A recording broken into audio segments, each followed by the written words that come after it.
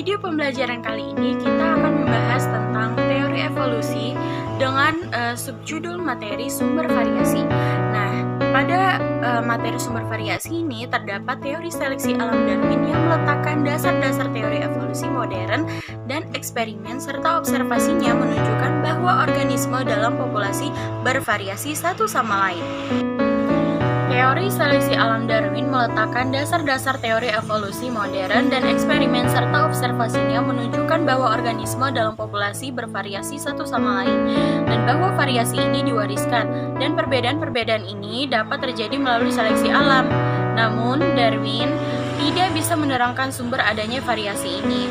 Sebagaimana banyak pendahulunya, Darwin salah mengira bahwa sifat-sifat terwariskan merupakan produk use and disease dan bahwa fitur-fitur yang diperoleh selama hidup organisme dapat diwariskan ke anaknya.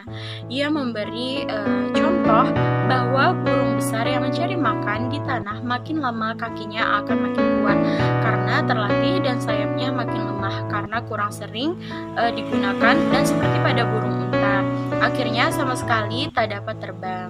Kesalahpahaman ini disebut dengan pewarisan sifat yang diperoleh dan merupakan bagian dari teori transmutasi yang dicetuskan di tahun 1809 oleh Jean-Baptiste Lamarck. Di akhir abad ke-19, teori ini dikenal dengan nama Lamarckisme.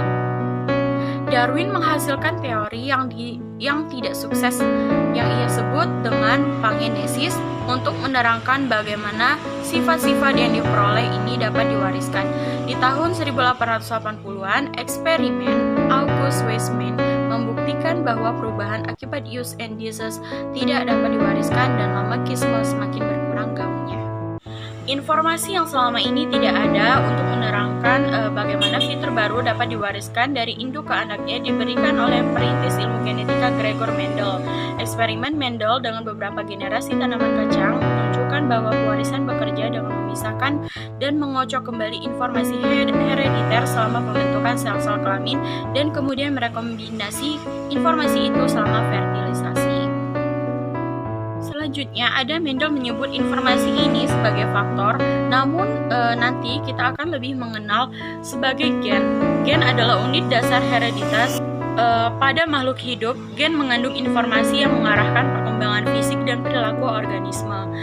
Gen tersusun dari DNA, molekul panjang yang membawa informasi ini dikode dalam suatu sequence atau urutan nukleotida pada DNA, sama seperti deretan huruf pada kata dalam sebuah surat membawa informasi pada halaman. Gen mirip instruksi pendek yang terdiri atas huruf dari alfabet DNA. Namun, instruksi yang dikeluarkan oleh alfabet DNA dapat berubah melalui mutasi dan ini dapat mengubah instruksi yang terbawa di dalam gen. Di dalam sel, gen dibawa di dalam kromosom, yaitu kemasan yang membawa DNA. Dengan gen tersusun memanjang mirip tasbih. Ini merupakan susunan kromosom yang menghasilkan kombinasi gen yang unik pada keturunannya. Karena gen saling berinteraksi selama perkembangan organisme, kombinasi gen baru yang dihasilkan dari reproduksi seksual dapat meningkatkan variabilitas genetik populasi bahkan tanpa adanya mutasi baru.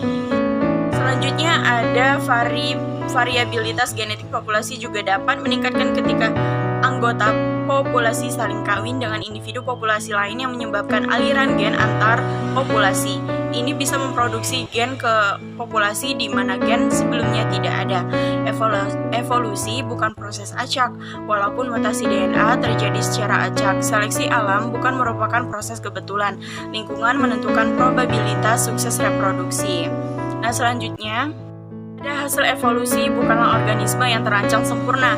Produk akhir seleksi alam adalah organisme yang beradaptasi dengan lingkungannya saat ini. Seleksi alam tidak melibatkan perjalanan ke depan sebagai tujuan akhir. Evolusi tidak berjuang menuju suatu bentuk kehidupan yang lebih maju, cerdas, atau lebih canggih.